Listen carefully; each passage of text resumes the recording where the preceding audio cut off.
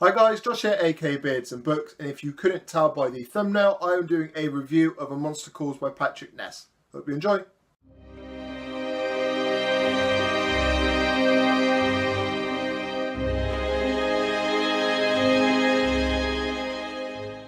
So guys, if you follow me on social media, you'll have heard me talking about A Monster Calls a few times already. I included it in my Tome Infinity and Beyond readathon, wanting to read a relatively quick book. I actually read this in one day, and I will explain more in detail, but that was because I simply couldn't put it down.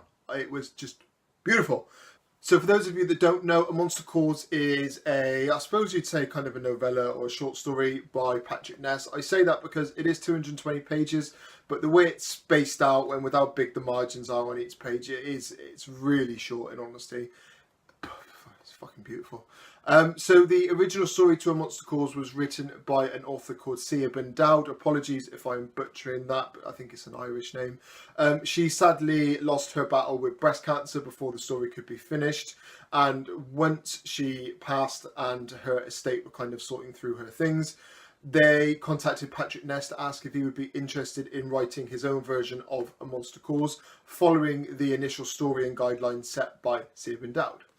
So Patrick Ness agreed. He took on the story. His only condition was that he be able to tell it in his own way. He didn't want to do a copy image of another author's story, thinking that he wouldn't be able to do it justice and wouldn't be able to write it in his own way. Now, Patrick Ness is a writer that I personally really enjoy and really highly rate. He's got a really pretty descriptive writing style. I think he's an author that I fully expect to read every single one of Patrick Ness's books.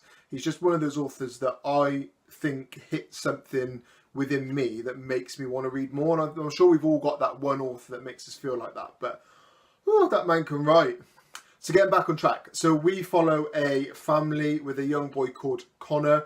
Connor's mum is dying of cancer. Now, as you can imagine, it's an emotional story. As I said, we follow the young boy Connor as he goes through his experiences with his mum getting progressively worse with the cancer, his experiences in school of kids making jokes because kids can be cruel, his sort of friendships that build and fall as his emotional state changes, and just how his family struggles to cope with the situation that is cancer. It's something that I luckily haven't experienced. I haven't lost anyone with cancer, although I have had people in my close family and my close circle that have experienced it. Luckily, they've had the all clear. I think for me, why this book was so enjoyable was it really was just very emotionally written and very honest. So we see it all through Connor's eyes and we see how he tries to cope with the story. If you've seen the film or just I've looked up about the book in general, this isn't a big spoiler, but Connor essentially speaks to a tree. Now, we don't know whether this tree is something that Connor's mind projects to help him get through and get over the emotional trauma that he's going through, which is what I personally believe. It's something that he mentally creates to help him get through, or whether it is genuinely there and it's just something that only Connor can see. That bit's kind of left to your imagination. But Connor talking to the tree, he's told stories and he's essentially sort of taught that life isn't always fair and life doesn't always go your way. And we see how Connor develops and struggles with the emotion. At the start, he's very much shut off and he doesn't want to accept anything bad that's going to happen to his mum. But as the story grows, he starts to realise that it may be out of his control. There are also some really interesting backup characters or side characters. They are important to the story, and that is Connor's dad and Connor's nan.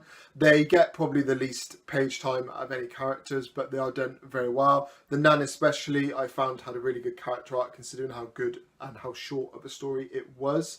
At the start, she's a very unlikable character, but that does start to develop and start to change as the story goes on. Obviously, remembering that it's her daughter that's struggling with cancer, so she is also struggling with it mentally.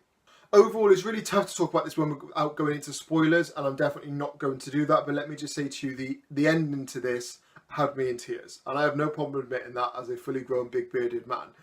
This is the first book that ever made me cry. I would press it on absolutely anyone. Patrick Ness is beautiful. Sia Dowd started a really brilliant story, and it's a real shame that we don't get to see her version of it, but I have no doubt she'd have been really delighted and proud with how Patrick Ness told this story. It's just beautiful. That is the best way I can describe it. If you haven't read it yet, please pick it up. It's such a small book, 200-ish pages. If you're like me, you'll fly through it in a day or two and you'll love it. Overall, I would give A Monster Calls a solid and very well deserved 10 out of 10. As I said, I am treating this as a novella or a short story purely because of how short it actually is. But it's just brilliant. I'm rambling now, but it's just brilliant. Pick it up, read it, let me know down in the comments what you thought. If you've read this one already, equally let me know your comments. I really hope you enjoyed it the same as I did. Please remember to like, comment and subscribe if you enjoyed the video, and I'll speak to you soon. Bye bye.